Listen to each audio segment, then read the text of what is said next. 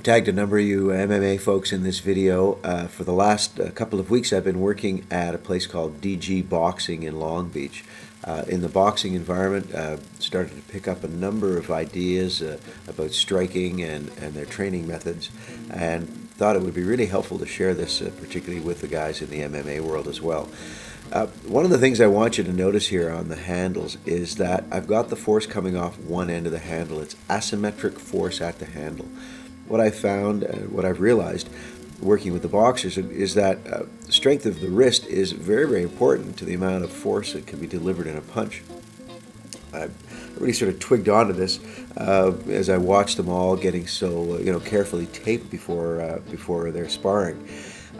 Anyway, the idea here is working the connection to the force at the handle differently. You'll see at some points I'm working the force and the force is at the top of my hand.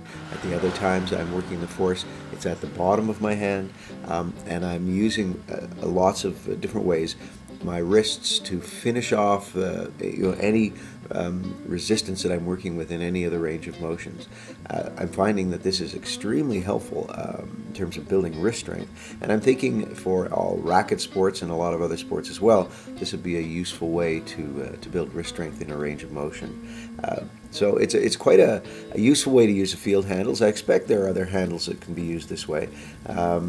If not, you'll just have to get yourself a pair of field handles, which, by the way, are showing their value tremendously in this environment. This is really the first working environment that I've had this product into since I've developed it, and it's performing really, really well in all regards. The handles are proving to be extremely versatile. I really wanted to, by the way, put this skipping idea on your radar. This works really, really well for first of all, it's great conditioning. It's harder work than you think. Skipping on one leg and then pulling that band away. I find the forces that are moving through my leg are tremendous athletic forces, good prehab, and it's also very tiring conditioning as well. So I would suggest you guys that have the long bands figure out a way to attach something like the field handle on and try that skipping idea. I think you're going to find that you really enjoy it. You get a tremendous amount of value out of it. The other thing that I'm doing with the bands a lot now, working the long bands, is this idea of oscillation, and I'm using it in a lot of different ways. Not only just as you saw before, sort of like a battle rope approach, but actually moving into a range of motion and then holding isometrically and actually moving the bands around so that they give me a bit of an oscillation. It's very, very, very fatiguing, I can tell you.